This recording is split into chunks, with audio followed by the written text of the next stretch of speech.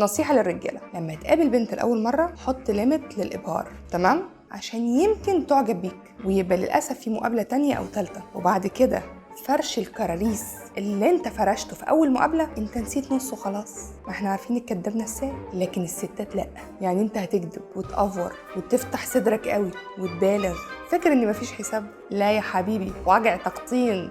لو عجبتها كل كلمه قلتها هيتحقق فيها، هتلملك الكراريس كلها اللي انت فردتهم دول وتقعد بقى تصححهم على جنب بروقان كده مع كوبايه شاي. بعد كده بقى هتسالك وتشوف عملت الواجب ولا لا، وانت طبعا مش فاكر كل الهاتش اللي هتشته في اول مقابله. انت همك بس ان البنت كانت تقول فاللي هيحصل بعد كده ان انت هتتعرض لعمليه تعذيب ممنهجه، هيتمارس عليك كل الضغوط لغايه ما تقول انا ابني تيت كداب، جاي سيبيني.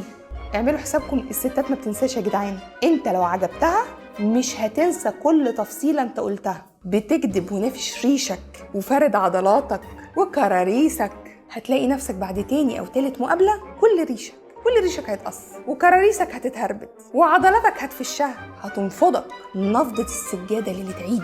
خليك على نور كده، ومن الاول لم الدور، لم دراعاتك اللي انت فاتحهم قوي دي، اتكلم على قدك، والا والله هتتاخد اسير حرب، وبقابلني لو حد سأل عليك.